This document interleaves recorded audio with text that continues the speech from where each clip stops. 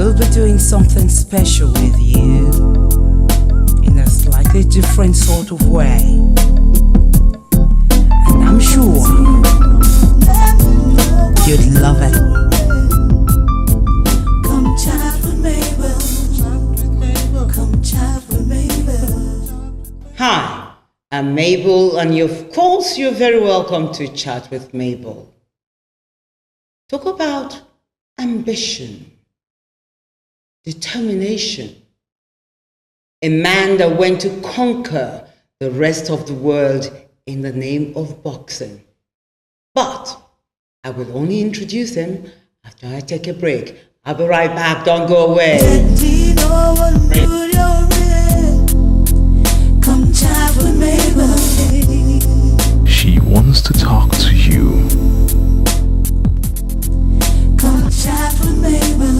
The chat show with a difference. Come chat with Mabel. She'll talk with you. You're very welcome back, and of course it's still Chat with Mabel. Before I went on the break, I told you about the man that went to other nations to conquer the world of boxing. A determined man. He eventually made it. A Nigerian. But before I blab on, I think the best thing for me to do is to introduce him. Peter, or should I say Pastor Peter Oboh. You're very welcome to Chat with Mabel. Yeah, it's a pleasure to be here. Originally, I'm from Nigeria, Edo State of Nigeria. Here I have a brother and 6 sisters. Okay, wow, that's a large family, isn't it? In a way, yeah. Let me ask you, how did you get interested in boxing? At first, my dream was to be a military man, I have to be frank, because my dad was an officer in the army then, so my mind was to be a military man, become a field marshal, conquer the world as a military man. That was my ambition. So I said to myself as a young boy, what I should do first, I should get myself into sports and be very fit and strong. When I'm that strong, I can become a field marshal and conquer the world. Did you do any other sports beforehand? Yeah, first I was into the martial arts, to be precise, Taekwondo. I have a black belt.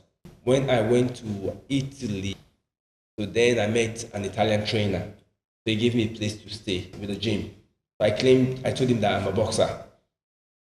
And because the man was a trainer, so I had to stay there. So I started learning all the time, practicing with time. I was able to do well. In the world of sports, what title do you hold? Yeah, I won, first I was the former British light heavyweight boxing champion, the Commonwealth light heavyweight boxing champion, the World Boxing Council International light heavyweight boxing champion. Your first fight? Yeah, was that in Italy? Yeah. But what I'm going to say might sound really strange and foolish, huh? Yeah. Then I thought Europeans are not strong. Okay. So since I'm a black man, I'll just bully them. So, so when I got my first fight in the ring, that was the closest thing to death. Wow. Because when I tried to punch, the Italian guy would dodge, I can punch me with 3 punches. But with that, I was saying to myself, if I quit now, how am I going to take this shape? But my seconder kept telling me, go ahead.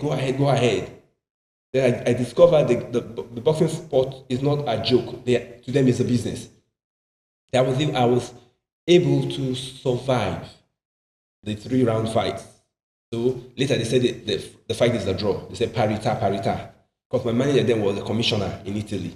It was very influential. So I was shocked. I said, will I ever survive this sport? Because of that, I went back to training. I was now able to listen to advice. What I discovered, I started doing well. So in life, sometimes if you lose the first time, it doesn't mean you cannot make it. I want to go into the transition from Italy to the UK. How did that happen? It wasn't as easy as it sounds, yeah? While I was in Italy, I boxed amateur in Italy. When I became a professional, with time it became a problem to get a contest. How do you become a professional? Is there a professional board that decides? In Italy, you have they call it you start with what they call novicia. You have to be a novice. Then you get to what they call dilettante, terza sera. You move to seconda sera. Then you move to prima sera. Then you become a professional. You have to go through the ranking. Being a black man, Nigerian, a black person boxing in Italy, you get popular easily. If you're good and if you're bad, you get known easily as well as a bad person. And so while in boxing I was doing well, but as a professional, it was hard to get an opponent. Because in Italians, they are not that big in size. Italians are small people. They're not like the Germans or the Russians who are giants. So it was hard. So that was when I moved to the UK. Okay. Yeah. Right. We'll move to, the good ones. I've got 2 fights actually. What was your experience with Chris Davis fight? It was, I was nominated, and then Chris Davis was #1 contender. So we have to fight, let the best man go ahead. That was when I met Chris Davis. Okay. But then something dramatic happened, because at that time, we had a president called Abacha. So then Nigeria was expelled from the Commonwealth. Okay. So then I was now #1 contender, but I was not allowed to box for the title. That was when I spoke to the mayor of London. Then I was granted citizenship. That was when, yeah. So you became British citizen. Yeah. That's Okay. what happened, yeah. So after winning that contest, I became mandatory challenger for the Commonwealth title. Who won that fight? No, I stopped Chris Davis. I won, yeah. You won the fight. Commonwealth title eliminated.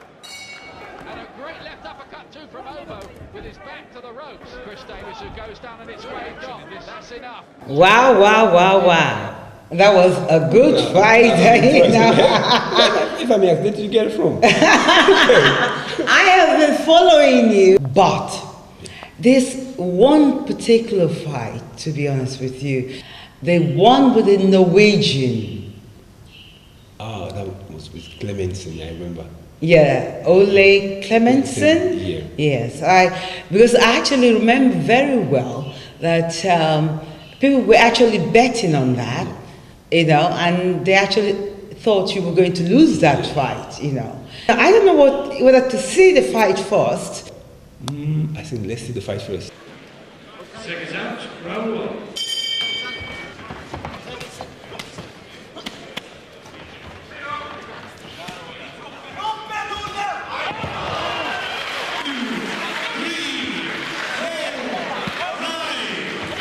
Wow, that was a knockout. Clemenson, at that time, he was the former European light heavyweight boxing champion, the former WBC international light heavyweight boxing champion. At that time, he had a better portfolio than me. But the difference is I'm aware that Clemenson is strong, he can punch, but he never knew I can punch as well. You have a wicked, left hand, So I tried to be cunning. Yeah, I just said to myself, this man, I'm going to use what they call a blow.